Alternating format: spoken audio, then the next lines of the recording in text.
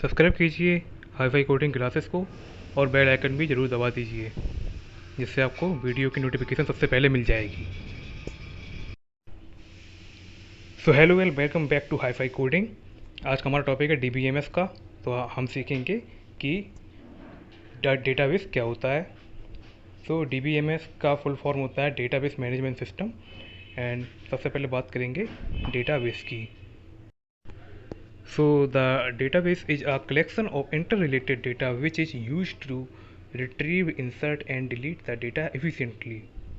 It is also used to organize the data in the form of a table, schema, views and report, etc.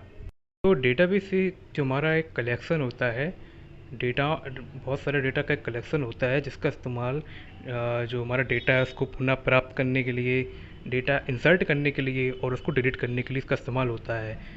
इसका use table को create करने, उसमें schema and views और reports आदि को भी बनाने में किया जाता है। For example the college database organise the data about the admin staff, student and faculty ETC।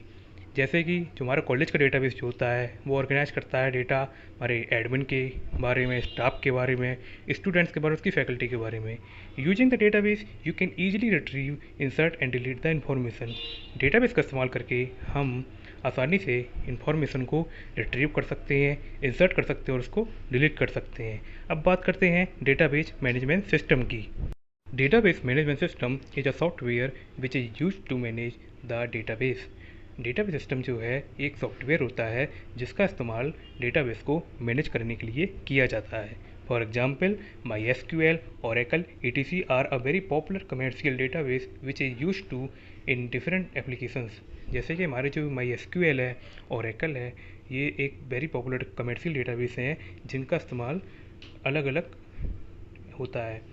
DBMS provides an interface to perform various operations like database creation, storing data in it, updating data, creating a table in the database and a lot more.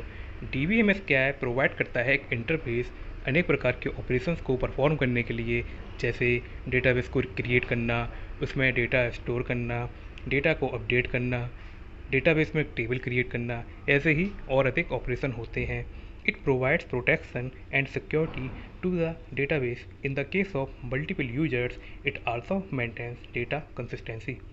यह protection और security भी database को provide कराता है और एक से अधिक यूजर की केस में यह कंसिस्टेंसी को बनाए रखता है। ये थे हमारे डेटाबेस मैनेजमेंट सिस्टम के कुछ पॉइंट्स।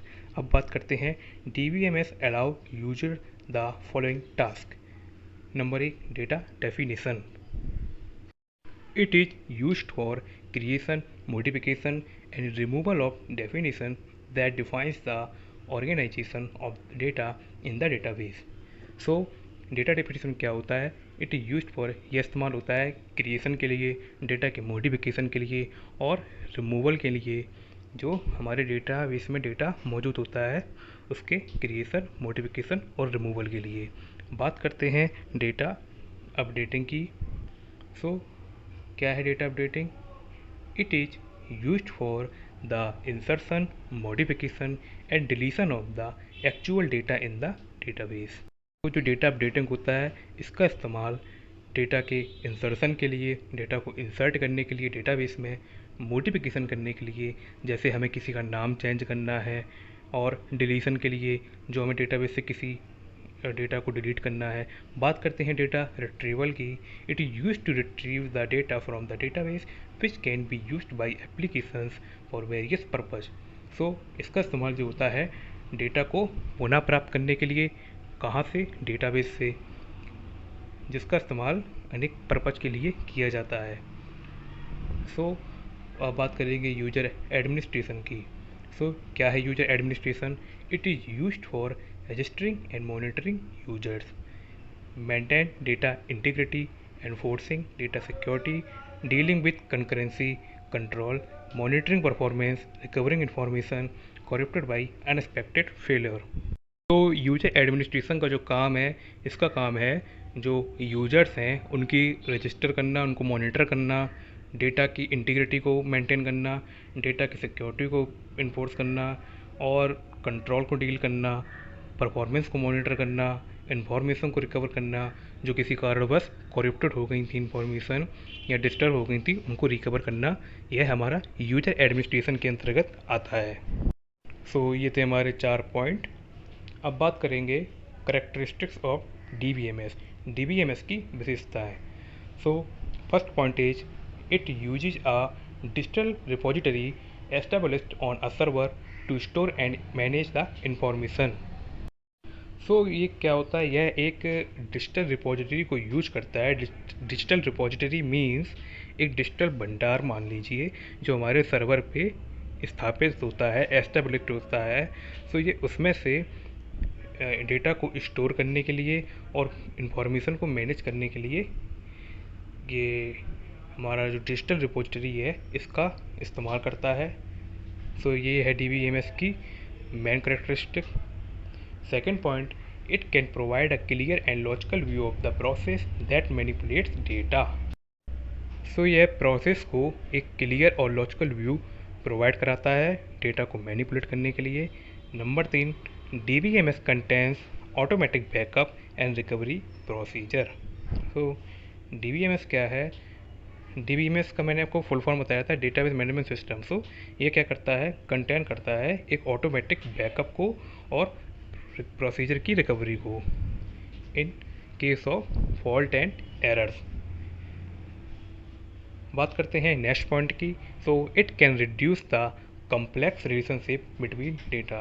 कम्प्लेक्स रिलेशनशिप मीन्स कोई भी जटिल रिलेशनशिप, जटिलता, कठिनता, जैसे इट रिड्यूस करता है, उस जटिलता को रिड्यूस करता है जो हमारे डेटा और के बीच में आई हुई हो, जिससे उस पर ज़्यादा लोड ना पड़े। बात करते हैं नेक्स्ट पॉइंट की। It is use to support manipulation and processing of data. यह डेटा के प्रोसेसिंग और मैनिपुलेशन को सपोर्ट करता है। It is use to provide security of data. यह डेटा को सिक्योरिटी प्रोवाइड करता है। It can view the database from different viewpoint according to the requirements of the user। So इसकी सहायता से हम डेटाबेस में अपने डेटा को अलग अलग व्यू पॉइंट से देख सकते हैं जैसा यूजर उसको देखना चाहता है। अब बात करेंगे एडवांटेजेस ऑफ DBMS की। सो DBMS के एडवांटेज क्या है? सो पहला पॉइंट है control database redundancy. Redundancy means अगर कोई भी चीज़ जैसे बार बार रिपीट हो रही हो तो उसकी रिपीट को कम करना। एक ही नाम के कई फोल्डर नहीं हो सकते, कई फाइल नहीं हो सकती, एक ही नाम के कई डेटा नहीं हो सकते। सो कंट्रोल डेटाबेस रिडंडेंसी, यह डेटा की रिडंडेंसी को कंट्रोल करता है। सो देखिएगा, it can control data redundancy because it stores all the data in one single database files and that recorded data is placed in the database. यह data के repetition को कम करता है और उस सारे डेटा को एक ही सिंगल डेटाबेस में स्टोर करता है ताकि रिडंडेंसी को रिड्यूस किया जा सके। बात करते हैं हमारे अगले पॉइंट डेटा शेयरिंग की। So in DBMS the authorised users of an organisation can share the data among multiple users. So data sharing means आप समझ गए होंगे, डेटा का शेयर करना। इन DBMS में जो ऑर्गेनाइजेशन के जो अथोराइज्ड यूजर होते हैं, वेरीफाइड यूजर होते हैं, वो आपस में अपने अदर यूजर्स को डेटा शेयर कर सकते हैं। सो यह इसका दूसरा एडवांटेज था। यह मल्टीपल यूजर्स के बीच डेटा शेयरिंग के ऑप्शन को भी प्रोवाइड कराता है। बात करते हैं अगले पॉइंट की, ईजिली मेंटेनेंस।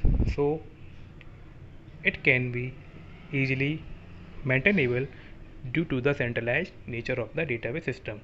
सो यह आसानी से मेंटेन भी हो जाता है क्योंकि इसका जो डेटा होता है वो सेंट्रलाइज्ड होता है, यानी कि इसका डेटा एक ही जगह स्टोर होता है, तो यह आसानी से मेंटेन किया जा सकता है। यह था इसका तीसरा पॉइंट। बात करते हैं अगले पॉइंट की, reduce time. It reduces development time and maintenance need. So ये क्या करता है, डेवलपमेंट टाइम और जिसकी मेंटेनेंस होती है डेटा की उसको रिड्यूस करता है। सो ये तो इसके point, data sharing, easy maintenance, reduce time. बात करते हैं अगले पॉइंट की, बैकअप की। सो It provides backup and recovery subsystem which creates automatic backup of data from hardware and software failures and restore the data if required.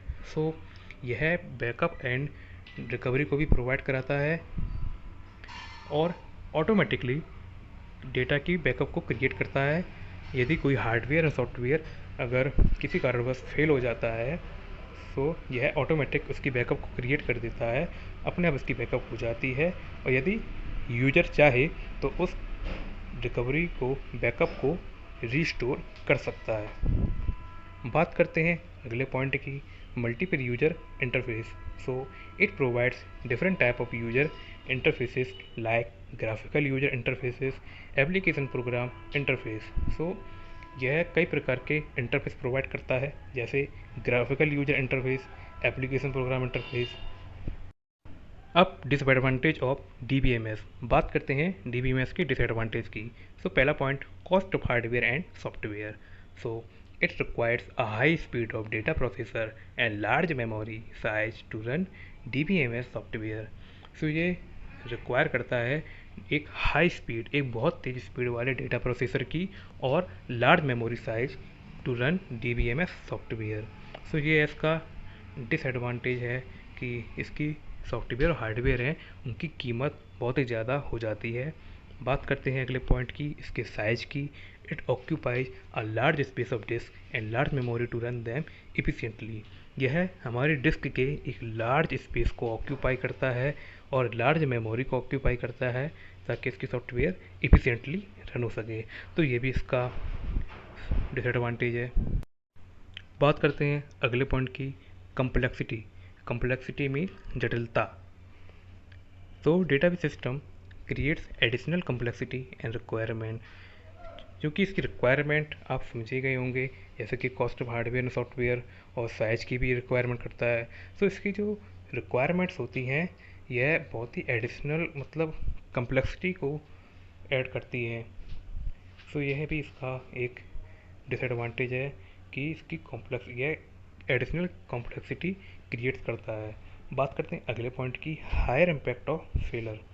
Failure is highly impacted the database because in most of the organisation all the data stored in a single database, and if the database is damaged due to electric failure or database corruption, then the data may be lost forever.